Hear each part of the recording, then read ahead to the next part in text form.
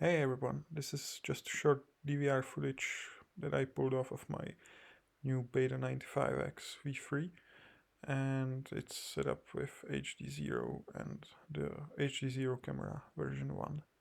I still have to refocus the camera properly, but otherwise I'm pretty happy with the result. So now I'm gonna shut up and you can enjoy the flight.